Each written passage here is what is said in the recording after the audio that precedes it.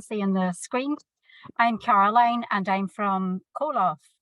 And Koloff now has been around for over 45 years, and it's a membership-based organisation working to mobilise for global justice and solidarity-based engagement. And one of the ways we do this is through this First Wednesday conversation series, which we've been doing, I think, for over 20 years now. And really, the purpose of the First Wednesdays is to make links between the local and the global, to inspire and mobilise people to engage and take an action. So we're very excited about the summer series, which we have been doing for the first time in collaboration with Oxfam. We have previously collaborated with Maynooth University, which of course we'll continue to do so in the future. And also we want to say our thanks to Concern, who financially fund this series. So for this series, we will be looking at pushbacks and the erosion of the rule of law and European borders. And this first one tonight is Out of Sight, Out of Mind, shedding light on the reality of EU pushbacks. There'll be a second one on the 5th of July, Search and Rescue, from celebration to criminalization. And Aga will give you more information about when that's coming up on the 5th of July and how you can sign up for that and so on. So for the meantime, I just want to welcome everyone and all our speakers. And I'm just going to hand over to Sevgi from Oxfam, who's going to say a few words. Thank you, Caroline, and welcome everyone. On behalf of Oxfam Ireland, I'd like to thank you all for attending this session. And as Oxfam, we are delighted to partner with Koloff on First Wednesday Summer Series. This collaboration is actually part of our broader work on pushbacks, which are illegal and they stop people accessing their right to seek asylum. And pushbacks are a systematic border practice across Europe. So as individuals, what actions can we take on a national level to urge Ireland to ensure equal right to refuge for all? As Oxfam Ireland, we are doing a campaign where we are calling on Ireland to show leadership at EU level to end illegal pushbacks, including on the European Council and the Justice Home Affairs Council, where the Taoiseach and the Minister for Justice meet with other leaders to discuss migration. And my colleague Aidan will explain later in this session how we can support our campaign. And now I would like to introduce the moderator of this session, Jade Wilson. She's a reporter with the Irish Times based in Dublin and focuses mostly on migration and social affairs. Her work has also been published in Context, which is a media platform of the Thomson Reuters Foundation, in Bloomberg and in GCN magazine, among others. And yeah, thank you. And hi, Jade. Hi, thanks very much for having me. I'm glad to be here for this very important discussion. I think I'll start by introducing our speakers, and then we have a short video to play before we get started with some questions. So joining us today, we have Maciej Nowicki, who's president of the board of the Helsinki Foundation for Human Rights in Poland. It's one of the largest human rights NGOs in Central and Eastern Europe, and that's a member of the umbrella organization Grupa Granica, which monitors the situation at the Polish-Belarusian border. He's a lawyer, an expert on human rights and the rule of law, and he's conducted training sessions, given lectures, and participated in various panel events, and also served on juries at international film festivals. We also have Dimitris, who is a lawyer with the Human Rights Legal Project in Greece, which he co-founded in 2019. He continues to support the legal project as the lead criminal lawyer there today. And his work includes defending criminalized migrants and bringing criminal charges against authorities and duty bearers for the violation of rights of people seeking international protection in Greece. So thank you both for being here today. But before we get started, we'll first just show a clip of Sama, who is a Palestinian woman who fled Gaza to look for protection in Europe. Sama is sharing her experience of being pushed back from the Greek island of Samos. She wasn't able to join us live today, unfortunately, because she's in a camp. So she really wanted to share her story. And so instead she met with Aideen from Oxfam yesterday to describe what happened to her on her journey. So we'll just play a short video extract from that conversation. My name is Sama Masood from Palestine, Gaza. I am 33 years old, divorced with 6 children. Currently, my children are in Gaza. In Gaza, I was a housewife living for my children. We entered Samos on the 23rd of January 2023. We were apprehended by masked men. We believe they are part of the Coast Guard as they seem to dress like Coast Guards. Most had their faces hidden, but some show their faces. They took us, put us in a little building which belonged to them in the mountain. They beat us, and after they took us to a ship, a small inflatable boat, then pushed us into the sea. We were brought to Turkey by human rights workers. Was from the boat, and then we went to the prison. Human rights were monitoring our status for only 3 days, and then we were released. Regarding our trip back, we were actually very anxious. They arrested us. We were very happy to get back to Turkey because we thought at least when we get back there, we won't be treated so badly. We were also not happy because what are we going to tell our families? We're not inside Greece, but back again in Turkey. After seeing what happened in Greece, beating and humiliation that we were not expecting, we were very upset because we thought that is Europe. We've arrived in Europe now. We could not imagine we would reach a place where we would be even worried for our lives at that point and thinking these people were going to kill us. The second time we tried to enter Greece was difficult due to the weather and also the same people with hidden faces. There were 32 of us, but only 14 of us succeeded in entering.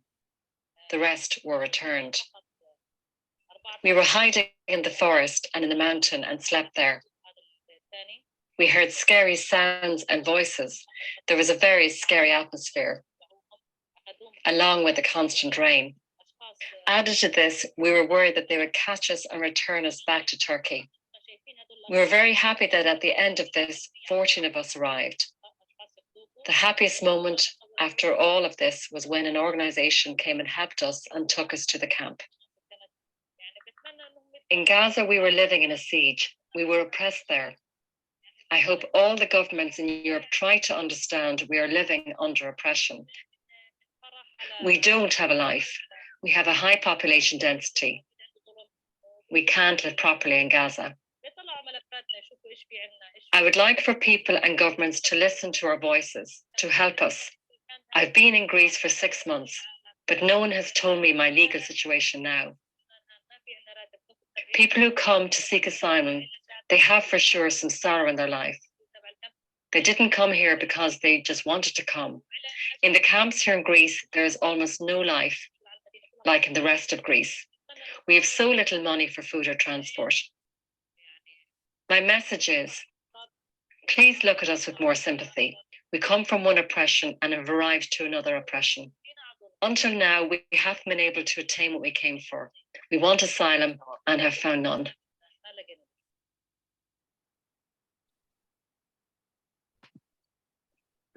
Thanks so much to Sama for sharing that testimony. It's really important to hear directly from survivors and people who've been through this. So that's really valuable to start us off this evening. I suppose, Dimitris, it probably makes most sense to start with you because you're based in Greece with your work. Could you speak a bit more to what pushbacks look like there and about your work bringing criminal charges against authorities for violating human rights of people like Sama there? Yes, of course. Hello to everyone, and thank you for the invitation. First of all, it's good to clear to everyone that pushback as a word doesn't have any worth anymore in Greece. It's not pushback. It's something more violent, something really scary for all of us. So when we hear pushback, we start in the start. We thought just that they deny the right to seek asylum, the non-refoulement. That they don't respect this non-refoulement, but it's not this anymore. The impunity in Greece and in the European Union, and I think also the politic that wants to have pushbacks in our borders, give the power to this Coast Guard and police officers to do crimes that we cannot even think about how hideous they are. They found people like Samos that you saw. It's one of our clients, and they will do whatever they want to them because they know that nothing can happen to them. They will have small kids, as the one that you saw in the New York Times video. They will take them from the sea and put them from the land, and put them to the sea. We have heard stories of robbing them, but that's not very important anymore, from their phones and from their money. And this escalated to hitting them, hitting small kids, hitting the women, harassing the women, and sometimes throw them directly in the sea, in one case with their hands tied. So it's not a pushback anymore. It's not something that is happening in the land where it's kind of more safe. It's they will take them from the land, hit them, rob them, sexually harass them, and throw them in the sea, back in danger. I think it's the first time in history that the authorities of a government put people in danger instead of saving them from danger. And this is something that happened in Greece from 2020, March 2020, until today, as a main politic to stop migration flows. And can you tell us a bit more kind of specifically about your work, kind of taking cases against the authorities in Greece? Yeah, it all started in 2020 when we heard about a boat with a small kid missing. We tried to go to the beach to find these people. Finally, we managed to find the father. His son was drowned, and the Greek government pressed charges to the father for this case. So we started looking into it and tried to prevent the situations by appearing in the beaches and trying to support and to help them claim asylum. It's like a race when you have to go before the authorities, and if they find you there, they can criminalize you easily. The fact that I was a lawyer, it helped a little bit. So my colleague was a lawyer too. But what we try to do is to mobilize people. So we started 2 persons going in the beaches of Samos and the forest. Then slowly MSF start working on this too. And the other islands followed, and then Evros region followed. So we saw that if you go there and you claim their right, people will follow. Then the second step was for the victims to file against Greece. We know that no one actually investigates these cases, but eventually we hope that the European Court will see what happened in Greece these last years. And I can say as a Greek that this doesn't represent what we are, but this is what's happening in Greece.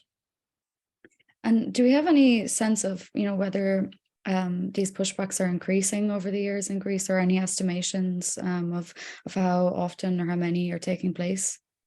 Since March 2020, it's a daily phenomenon in all the islands in the Aegean.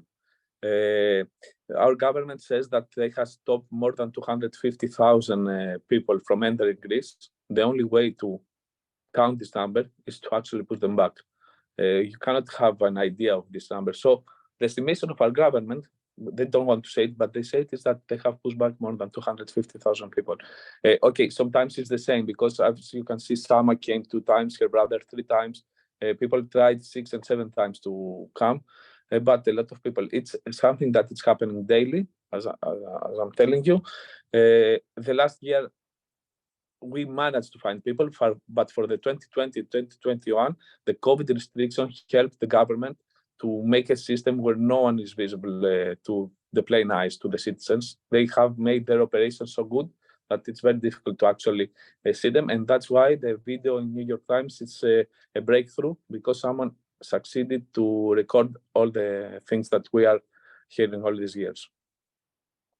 Thanks. And why do you think, you mentioned the impunity making things worse, and why do you think that's been able to happen recently? And do you think things like the New York Times video might help going forward, or what else might be needed in the case of Greece specifically? Our Prime Minister said that there is an investigation launched, but that's a lie. There is no investigation launched. Right now, Greece there is no rule of law in Greece. Our politician says one thing in Europe and do the other thing in Greece, but also European Union awards them for doing this. So I think we need a whole change in the way we see this. We usually say migration problem. It's not a problem. We cannot see people as a problem, and we cannot see them as a threat. We have to change our whole mindset of who these people are and what they're coming to do here, because if we appear with so many weapons and so many technology and so many boats against the women and children and the people with no guns, then if a real danger happens, what we will do? So I think we have to change how we see these people, and these people are not the danger of Europe. The right wing turn that we have taken as a continent is the real problem right now. Thanks, Dimitris. And if anyone's curious about the New York Times report, maybe we can put a link in at the end. It's really interesting development, as you said. Moving over to Maciej, could you tell us a bit more about what pushbacks look in the Polish context, and what people are doing there to resist them? Thank you very much, first of all, for having me here and for this quite rare opportunity of speaking about the humanitarian crisis on the Polish-Belarusian border, which is somewhat forgotten in the light of the war in Ukraine and really enormous effort of Polish society to help those seeking refuge from Ukraine. But all the more striking is the difference in the attitudes, not first of all of the society, but of the authorities towards those who seek refuge here through Polish-Belarusian border. The crisis is ongoing, as I said, and again, this year we see that whenever it gets warmer, it's in the spring and summer, the number of crossings is increasing, and also the number of requests for help to organizations or coalitions such as Grupa Granica increases. And let me just quote very latest statistics from the last week. It was 266 requests for help from the people hiding in the forest, in the primeval Białowieża forest on the Polish side, including 19 children and 38 women who were pregnant. And many of them reported pushbacks already. We know that there are multiple pushbacks. As Dimitris said, in our experience, actually the record was 38 times, because whenever those people who are lured to Belarus by the regimes, Russian and Belarusian, whenever they are close to the Polish border, they are completely dependent on the Belarusian guards and very brutally treated by them and forced to cross the border at times and places when the guards really want them to do so, sometimes also in a way that the guards really want them to do so. And then Poles are pushing them back, and this ping-pong pushback start. So multiple pushbacks is really a daily occurrence, exactly like Dimitris said. It's a very similar situation, but also very much like what you said, Dimitris, at the beginning of your answers, that it's not really anymore about simply an access to asylum procedures or international protection, which of course is super important, but it's about something way more fundamental. It's about right to life that is very often put in direct danger by the border guards and military, also on the Polish side, whenever they push the people back to Belarus in a very violent way. There's also a lot of violence. And as for the CCs, of course, super dangerous in Poland, in Belarus.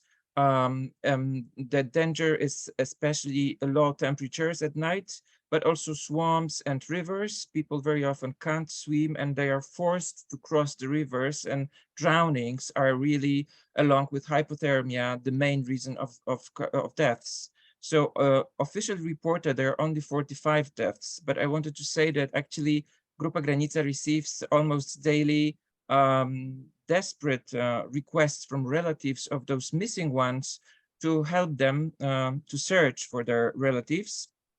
And according to our best knowledge, we try to find these people in closed detention centers in other countries, but at least 270 of them probably are already dead. And this is also what is very often reported by the people on the road. Whenever they contact us, they say that they are even scared of being pushed back because the forest is actually, they find dead bodies there. So actually the scale of the fatalities is way larger, though it's still incomparable to this in the Mediterranean, as is the scale of pushbacks. But still, what we can say now is that this migration route, which of course is orchestrated very in a very malicious way by a Belarusian regime. But anyway, this route is open, and whenever such routes are open and are still relatively safe, so the number of success of those people who succeed to get to Germany and to the West via Polish territory is still higher than of those who try to get through Mediterranean, then probably this will be there. This situation will be there. And what is desperately needed is the end of those pushbacks and the end of the policy of Polish authorities, which puts people's lives and health in danger. People are sometimes even thrown out from Polish hospitals directly to the forest again and forced to cross the border. So these are crimes, as Dimitris said, and we are very often pushing for investigations of these crimes, because if there is no effective investigation, there was no one to this date, it is, of course, a violation of the European Convention of the Right to Life. And have any of those investigations begun at all, or there's still nothing has happened in that sphere? Well, according to our knowledge, nothing is happening. But on the on the contrary, of course, there is criminalization of the solidarity, and there are still ongoing investigations in cases of those who are helping people on the road. And the irony of that is that these are the very same people who are now facing charges of not only aiding and abetting illegal border crossing, but of organized crime, which is also a European pattern. These are the most often used charges. Those are very same people who were praised and awarded by the authorities for doing the very same thing on the Polish-Ukrainian border when the full-scale invasion started. Yeah, I wanted to ask you a bit about that. Ukrainians come to Poland and elsewhere in Europe as well under the Temporary Protection Directive, which has only been used for the first time this year, despite being available for use since 2001. And under that, Ukrainians are able to come to Poland and other countries in Europe and access, labor, healthcare, education, housing, and I suppose, especially in Poland, where the majority of Ukrainians have gone, that contrast is very clear between the treatment of Ukrainians and anyone else seeking asylum. Can you speak a little bit about, kind of how we can change attitudes towards other people seeking asylum, and if we should, adopt maybe a similar kind of EU-wide policy towards other asylum seekers? Yeah, that's a very good question. We often point to the striking contrast in our advocacy work, but to be very, very honest, I think that because of the prevalent attitudes in our societies in Europe, actually the possibility that the pushbacks and generally speaking, the common asylum system of the European Union would actually actively stop this policy or try to improve the situation significantly are not so real in the very, very close future. But what I think is doable and possible, because there is a political will, especially in the European Parliament, is at least this changing attitudes towards the criminalization of migration, because already in the facilitation, so-called facilitation directive, on the basis of it, the European Commission encourages member states to explicitly exclude acting on humanitarian motives from any kind of criminalization. So this change of attitude, so it's stronger, meaning that if, for example, the directive was changed so that it just obliged, it would obligate the states to simply make this exception and made penalizing of humanitarian aid impossible, this would be a huge step forward, though still very, very small one comparing to the needs, but huge comparing to the situation which we have at the moment. And I think that there is some possibility that this would happen. As for temporary protection and this kind of an attitude in Europe, very, as I have said, I would love it to happen, but I don't think that there is much political will.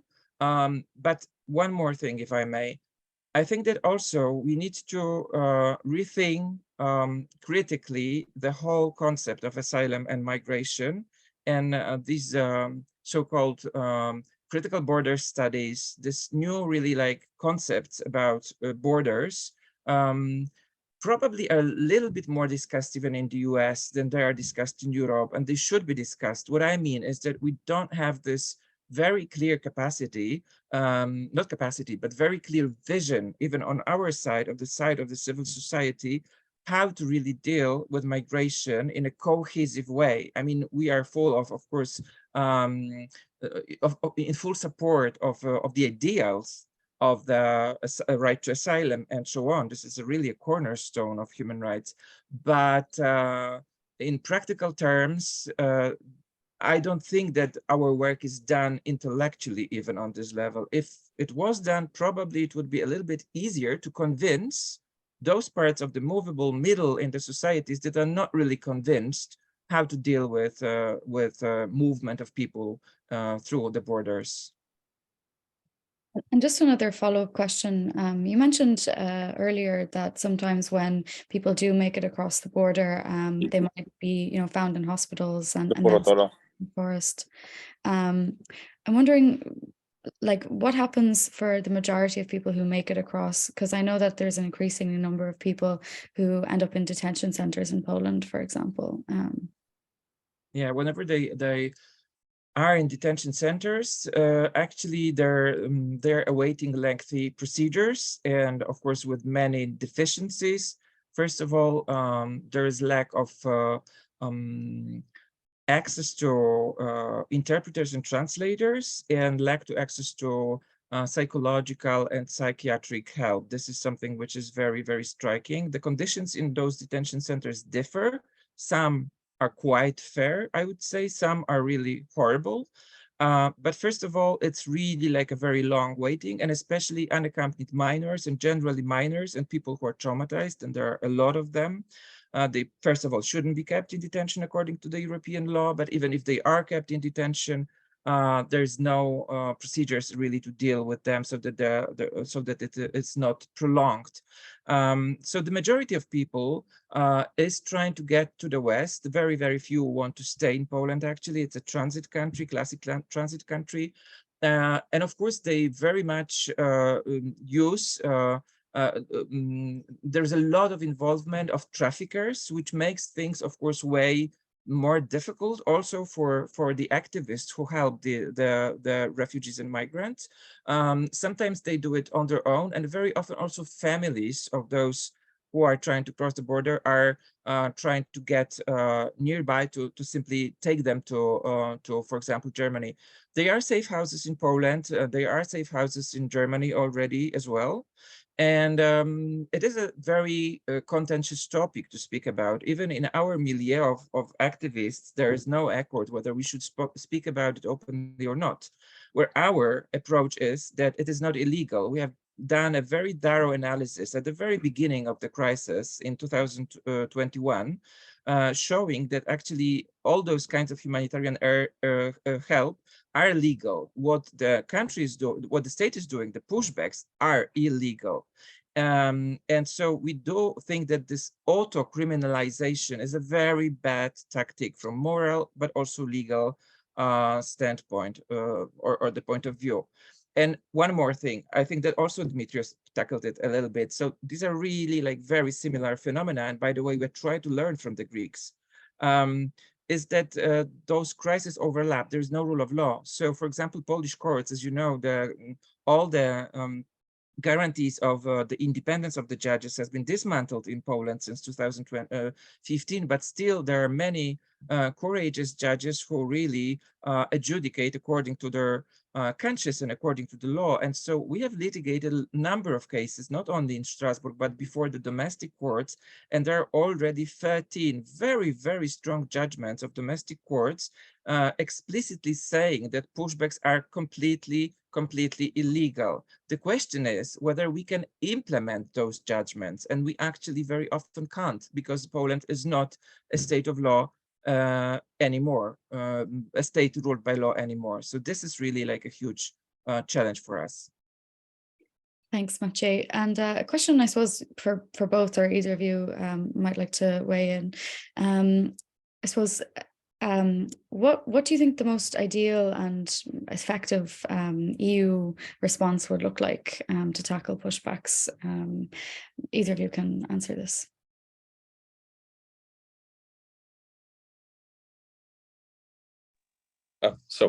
Yes, what EU can do, I think it's clear. Right now we have Frontex that we all know. There are documents leaked, and I think everyone knows right now the Olaf report saying that Frontex is covering the Greek pushbacks.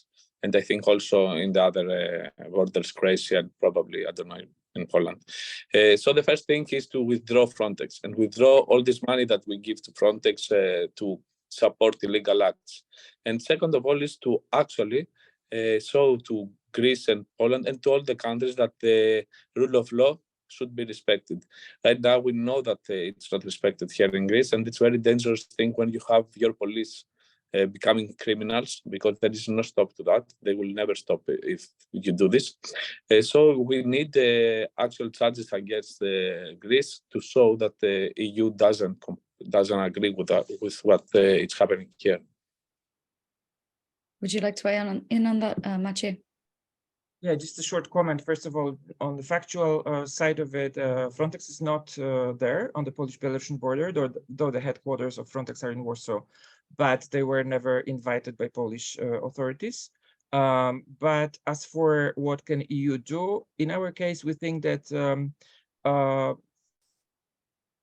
again, on the rule of law side, it is really a bad attitude of the Commission, who's the guardian of the treaties, that knowing that Polish so-called pushback law attempted at legalizing pushbacks and seemingly legalized them, of course, could not do it because Constitution is above and European law is above, but still, theoretically, there is a law in Poland that legalizes pushback, which is like quite flagrant violation of the basic principles. And knowing that, Commission did not start infringement procedures. We just think that it would not really change the situation on the ground, because pushbacks were there before this law and after this law. It's a question of practice rather than law. But still, there should not be a situation when there is a law that really is flouting European regulations and the Commission is inactive. It's really something that should not take place. Thanks, guys. That's really interesting to hear from you both. And we will have time for questions. If people would like to leave their questions in the chat box, we'll have some questions towards the end. Just before we go to our final speaker, Aidan Elliott from Oxfam, who's going to speak a little bit about what Oxfam is doing about pushbacks and how people can get involved in Ireland as well, if Aidan's ready there. Thanks, Jade. So thanks so much, Dimitris and Maciej, for that really interesting discussion. Dimitris, you spoke a bit about EU policy and Frontex involvement or complicity. And Maciej, you mentioned the lack of investigation into pushbacks. So both of you, please feel welcome to jump in and to add to what I'm going to say about Oxfam's policy work. So I'll talk about why pushbacks are an issue for people in Ireland as member state of the EU, what we can do, and Oxfam's work on pushbacks. So first of all, as an EU member state, Ireland is implicated in pushbacks for a few reasons. Remember that pushbacks are happening in a lot of countries. There's reports of pushbacks in Croatia, France, Greece, Hungary, Latvia, Lithuania, Malta, Slovenia, Spain. So it's not a problem of one country. At this point, it's an EU problem. So that means it's also an Ireland problem as a member state. So this is an issue for the EU to solve. And we also remember that pushbacks are a symptom of a wider problem. And I think both of you touched on the flawed EU asylum policy. It's not working. So people might know that the Dublin system requires somebody who flees to the EU and wants to ask for protection to usually make their claim in the first country that they enter into. And that means that there's so many more people in the countries with an external border, like Greece and Poland, than there are in other EU countries. But this flawed asylum policy can be fixed. Sometimes there's an air of, it's like some kind of phenomenon that nothing can be done, but it's made by people, so it can be made better to create better outcomes. And for us in Ireland, we need to remember that Irish politicians are involved in this. EU migration policy is negotiated not just by the European Commission, but by MEPs. So that means Irish MEPs, and importantly by the Council. So at the Council of Ministers, at the moment, it's Simon Harris, but it will again be our Minister for Justice, Helen McEntee, who meets, about 4 times a year, the Ministers for Justice of the other EU member states. So that means she's sitting at a table with the Ministers for Justice from Poland and Greece. And this is an opportunity to hold them to account about pushbacks, to say that, this is an important issue and needs to be investigated. And then at the European Council level, where the leaders decide the general direction of migration and asylum policy, Leo Varadkar or sometimes Micheál Martin meet with the other leaders of the EU countries. So they're deciding the overall general direction. So at that point, they're representing us, and we can ask them to prioritize pushbacks and investigating pushbacks. And people might know that at the moment, the EU is negotiating a new pact on migration and asylum. This week, tomorrow and Friday, the Ministers for Justice are in Brussels negotiating this. And they're keen to wrap it up before the European Parliament elections, which are coming up in May 2024, sorry. So one thing that has been proposed as part of this pact is a way of monitoring the borders, a kind of watchdog to make sure that at the borders of the EU, international law and human rights are respected. So we're asking that this border monitoring mechanism has to be independent and has to have the remit and the scope needed to actually be effective and not just be a box ticking exercise. And Dimitris and Maciej, you might have more ideas from your work on the front line about what a border monitoring mechanism would need to look like to make a difference where you are. So we need, for Irish politicians who are at that negotiating table, to ask for a proper independent border monitoring mechanism. Oxfam have asked for infringement proceedings against Greece for their violations of EU directives regarding pushbacks and other reception conditions. and we're also asking Irish politicians to pursue this. So the feedback that we've had from some of our meetings is that pushbacks are not a concern for EU leaders on the council. It's just not something that people are speaking about. So I guess I see it as our job to make it a concern and to make them understand that this is an issue that people care about. So we have met with a number of Irish politicians. We'll be sending them edited video of this event along with report by our partners, Greek Council for Refugees. And we also have a public open letter that we'd invite you to read and sign if you agree with the message to the Taoiseach and the Minister for Justice, asking them to take these positions on the relevant council, the Council of Ministers and the European Council. So Aga will send the link to that letter as a follow-up to all the participants. Yeah, and maybe if Dimitris or Maciej, you have any comments on proposals or any adjustments, yeah, please feel welcome. Yeah, may I, Dimitris, just one small thing I wanted to mention anyway, and I've forgotten that there's also this avenue of at least advocacy, if not more, meaning litigation before the UN bodies, because actually what is very progressive and promising is the Committee on Forced Disappearances. And Poland, for example, did not ratify this Convention on Forced Disappearances, but the committee, and so we, for example, could and will advocate for this ratification, because actually the committee has found pushbacks in many instances as actually a cause of forced disappearances. And there is this link between pushbacks, not only as violations of a right to asylum, but as a way to violations of the right to life, which is quite strong. So there is possibly also this avenue, focusing on Europe, very rightly so. We should not probably forget also about other avenues, meaning the global ones. And yes, and if I can say something, I would say that it's important for the European people to understand that pushback is not the denial for asylum. It's something way worse. It's something really scary. I told you before.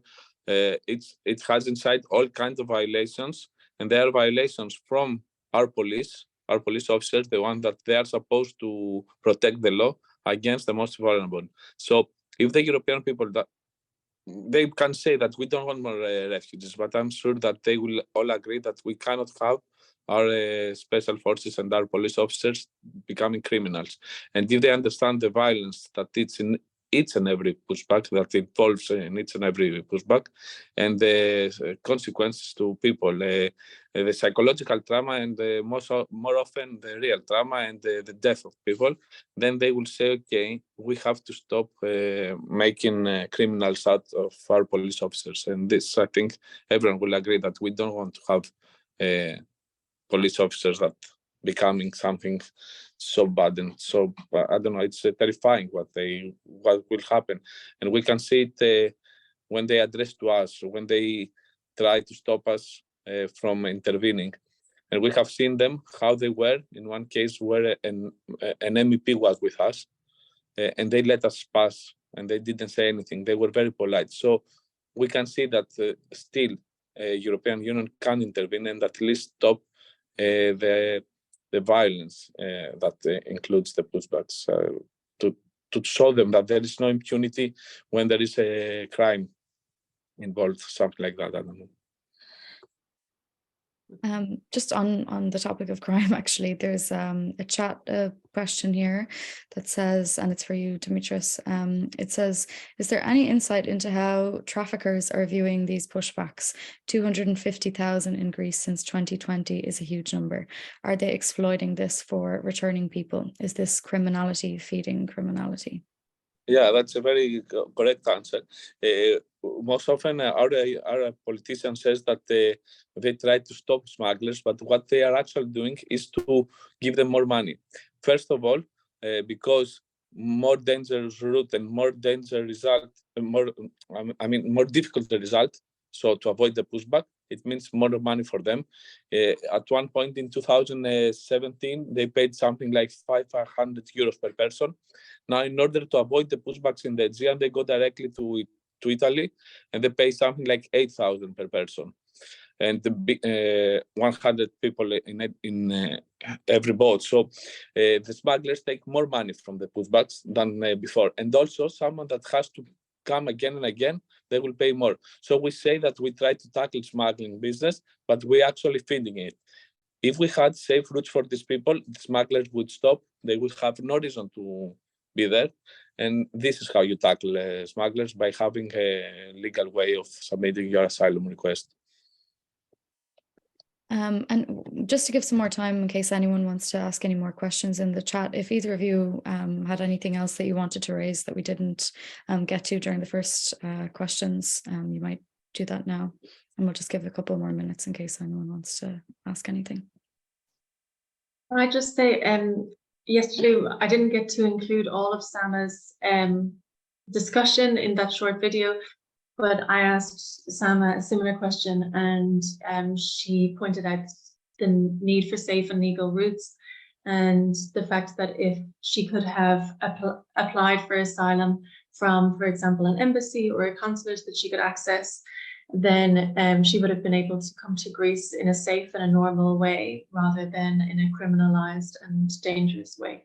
So yeah, I just wanted to say that was her response as well.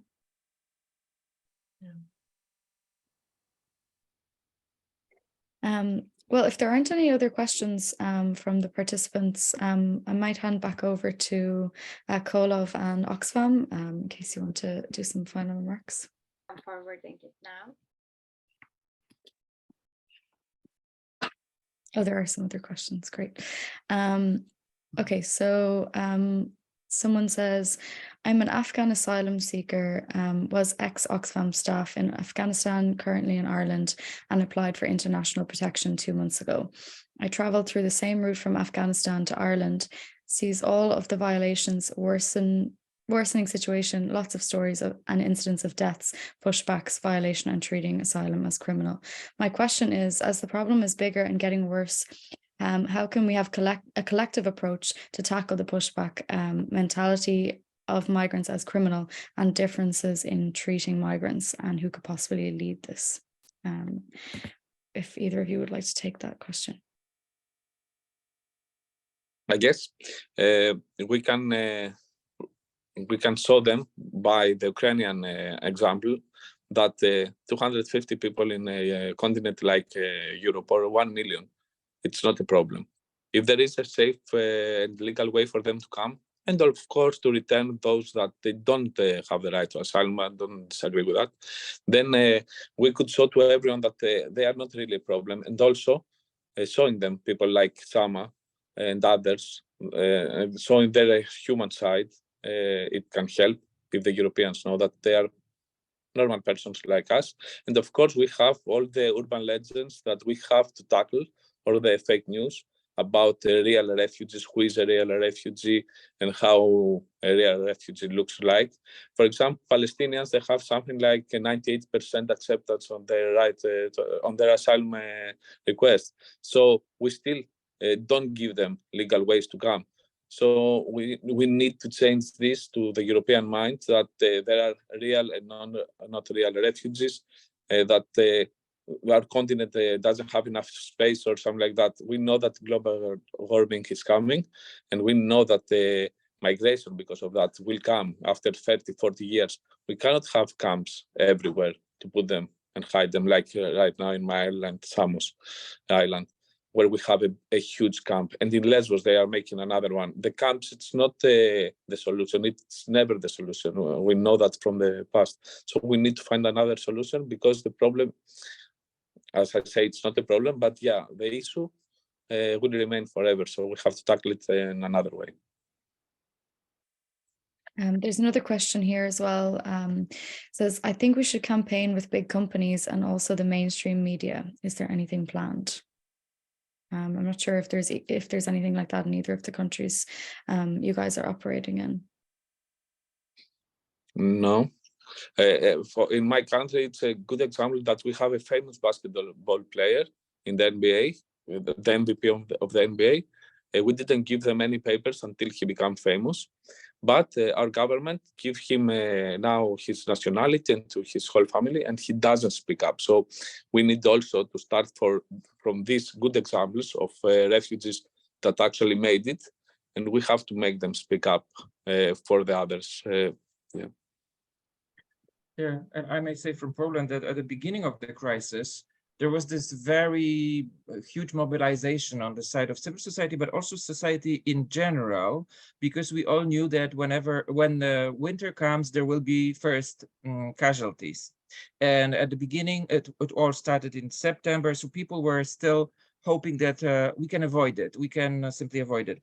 And there was a huge campaign in both outdoors on billboard, but also in the media, run by NGOs together with one of the largest, largest private TV in Poland, American-owned TV, which united people not around this right to asylum, but around this right to life, meaning that people should not die on the border.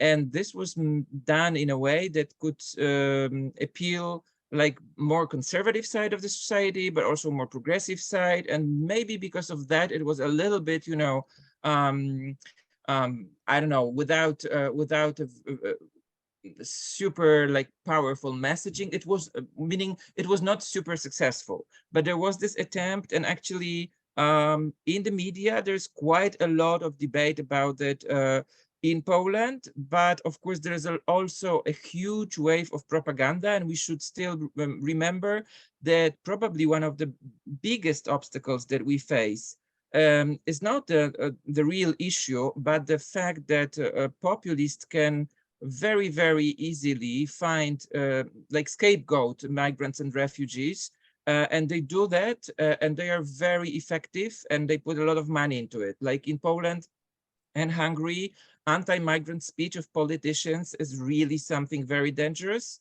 And we saw at the beginning of the Polish-Belarusian crisis that the vast majority of Polish population was for not only asylum seekers, but reception of migrants.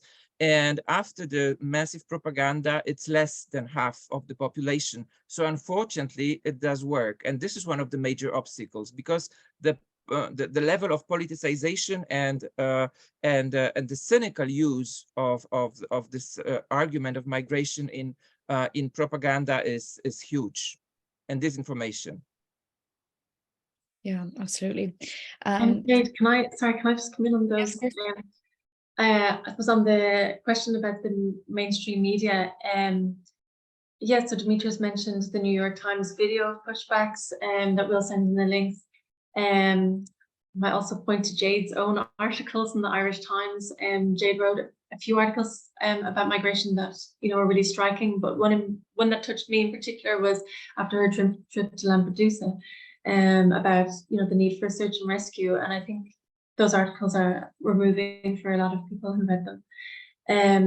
RTE did a television report about pushbacks in Greece in March, and that was good as well. So we'll also send that link.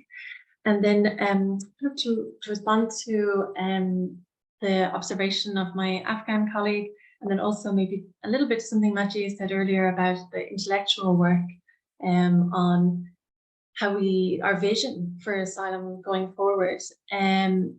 You know, I suppose because Oxfam is a global organization working in so many countries around the world, we remind people that 70% of refugees are in the global south, are in low and middle income countries. So we're in probably the wealthiest region in the world, with quite a relatively small percentage of displaced people who come here. And that's before we even talk about internally displaced people. The majority of people who are forced to leave their homes don't leave their countries, they're internally displaced. And then, yeah, as to the question about, you know, how can we do this, or who would lead it? I suppose I would remind ourselves that the laws and the directives are there. It's about actually implementing them. And I think the EU can be very strong at implementing EU laws in other areas. maybe in relation to financial commitments and fiscal commitments. So we can put that gusto into implementing existing laws in this area. There's a fourth question here as well from an Irish student, so it might actually be one as well for you, Aideen, in the Irish context. They say, I'm an Irish student who is very passionate about migrants and asylum seekers. I find it very difficult to see how I can make a difference to such an important issue. Is there anything small I can do to help this situation, or any tips on how to speak to others about this issue? And maybe Maciej and Dimitris, you could take that afterwards in the context of your countries. Thanks. Yeah, well, I would invite them to share our open letter, and if it's something that they agree with, and they probably do if they're passionate about rights to protection, and to publicize that. And then in terms of tips on how to speak to others, Kolov actually hosted an event a little bit touching on this back in March. We talked about meeting people where they're at, and then what Maciej also has touched on about dispelling false information and false perceptions. I think there's so many ways to make a difference, and probably approaching an organization that's led by people with lived experience is a really good first step. So, for example, in Ireland, that would be Massey. And I think this, you know, I'm actually in Athens right now, and this really is a European-wide and a global solidarity movement, and people meet each other and make emotional connections and personal connections and support each other in so many different ways, whether it's talking to somebody about their asylum case, or practical solidarity, or policy level solidarity. I think there's so many different ways that people can make a difference. It's finding the one that fits and is accessible for you, I think. If I can add to that, one of my colleagues and one of the founders of this project that I work in, it's from Ireland. She came for some months in Samos. It's amazing. It's very beautiful to be there, to volunteer. And then she saw the gap with the human rights violation and started working. Now she's back in Ireland, still supporting the project and still working on that. So I think if you visit these places, if you can visit these places, volunteer for 1-2 months, you can see some things and take it back to this experience to your country and share it. And share also the things that can change and how it can change, but also change the perspective, because you will meet actually the refugees and you will see that they are not what they are described as. They're completely different things. They are normal human beings like us, and they want the best for them and for the others. And they are very compassionate and very, they love everyone. So I think visiting, it's a solution. You can see for yourself.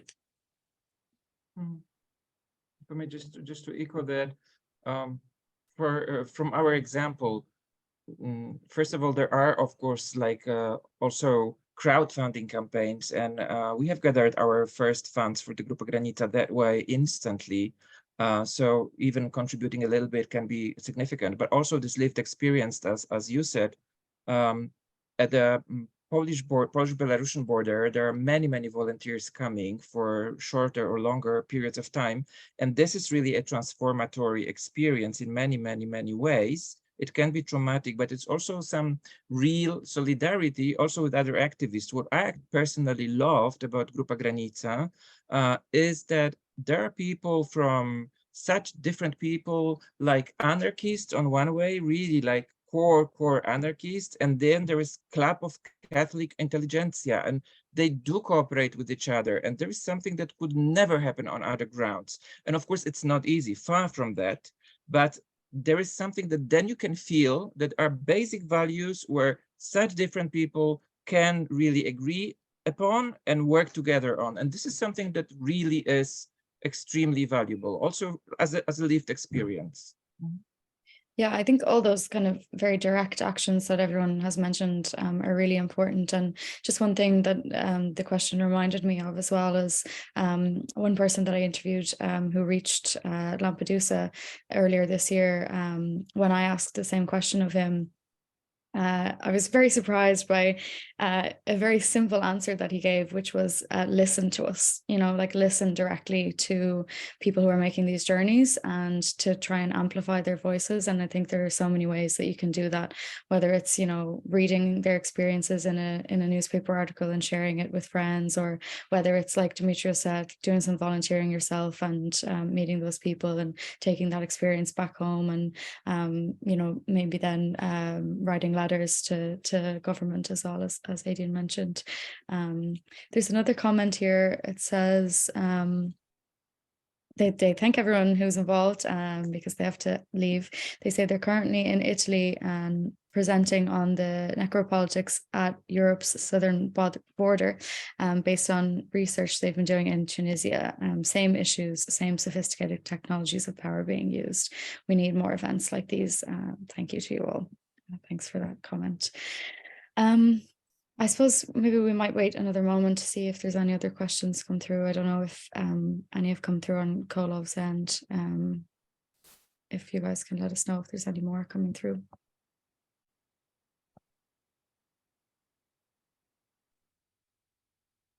Sevgi, are there any questions? No, not yet. No. Okay.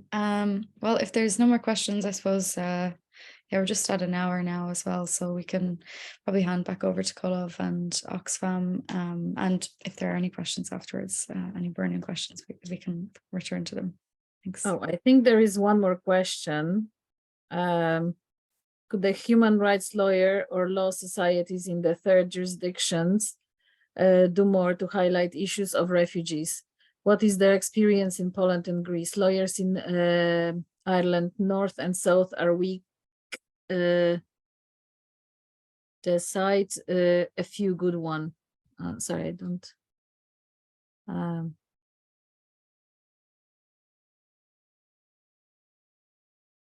Yeah, so that was the message to me.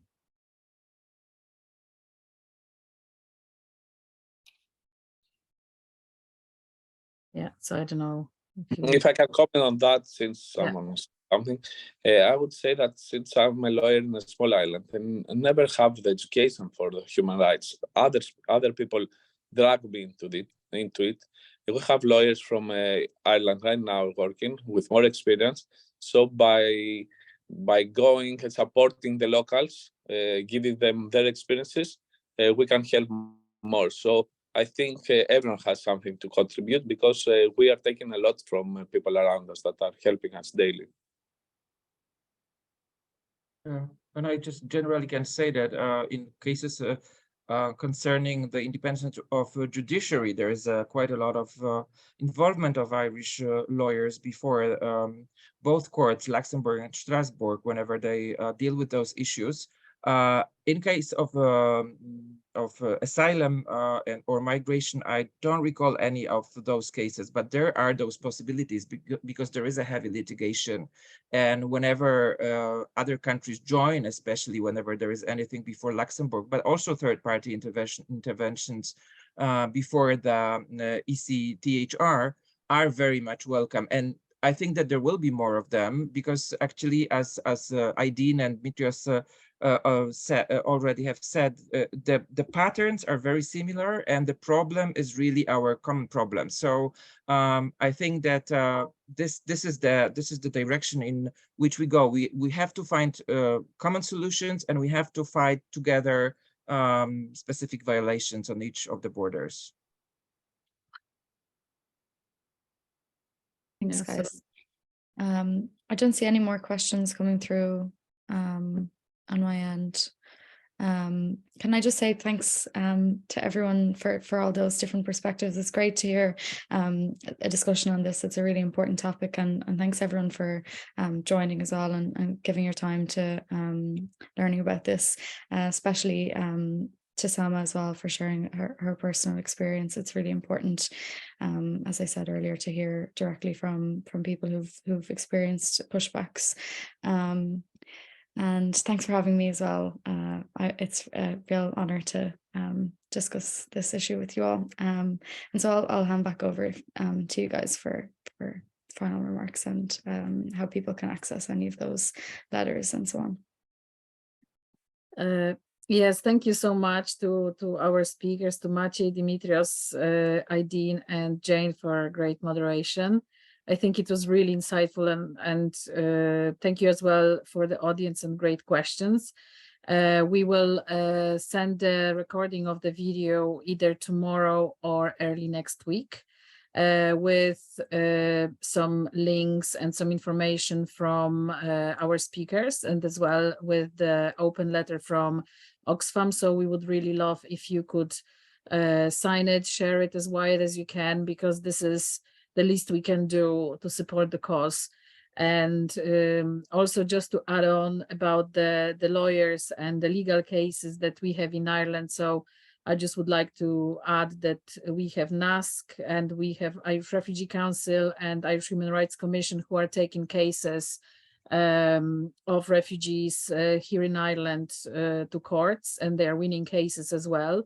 So I just wanted to mention it, that there is great work being done as well from Ireland, and for the great work that also Irish organizations such as Oxfam are doing abroad. And here in COLAF, we are very committed to global local solidarity, and we want to show people that what's happening abroad, it's important to us. And because Ireland, as Aideen mentioned before, Ireland is the European state. So European cause is our cause, and Global South cause is our cause, because we have to say that migration and refugee crisis is happening not only in Europe, or humanitarian crisis rather than refugee crisis is happening. It's not only the case of Europe, but it's a global case. But thank you very much for being here, because you are giving us hope. People like you participating in meetings late in the evening on the lovely summer day, and I won't keep you much longer. Thank you very much, and please check your inboxes in coming days for the recording of this video. Please share it, please sign the letter, and also share our tweets, because we were tweeting with First Weds hashtag, so it would be great if you could retweet, because there are some important thoughts there from our speakers. Thank you very much, and have a good evening. Thank you. Thanks. Thanks, Miljan. Thank you. Good night. Bye. Bye. Bye.